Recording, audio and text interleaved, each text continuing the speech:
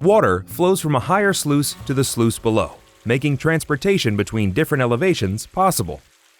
The Egyptians used barges to transport stones and materials through sluices for pyramid construction. The barges were lifted by increasing water levels. The average weight of the core stones used to build the Great Pyramid was 2.5 tons, and the largest stones were 60 tons.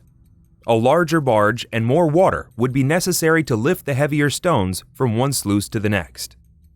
The same principle is used in the Panama Canal, where the largest cruise ship, the Norwegian Bliss, weighing 168,028 tons, passed through 6 sluices on May 14, 2018.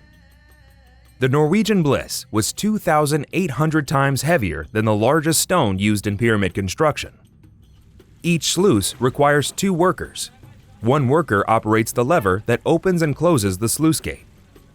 The gate is raised by hooking the short arm of a lever to the top of the gate, providing enough force to raise the gate with 2.74 meters of water pressure. 2 workers are required to move the barge from one sluice to the next. The levers work on the same principle as a shadoof.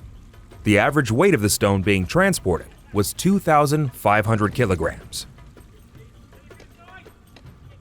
The full cycle of the sluice takes 4 minutes. Raising a stone 2 layers higher on the pyramid, 1.37 meters, would require 6,370 liters of water.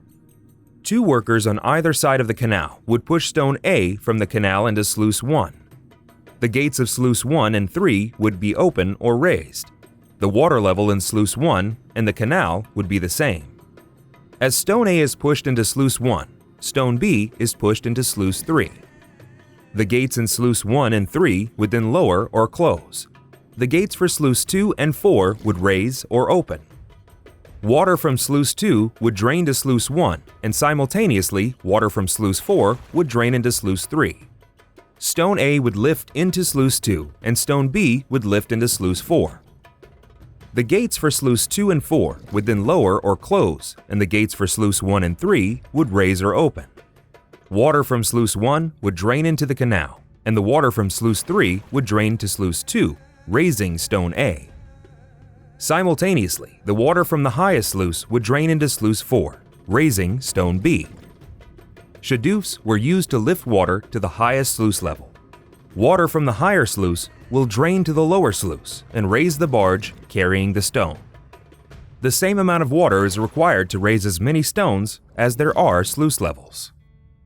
If there are 50 sluice levels, the same amount of water will raise 50 stones.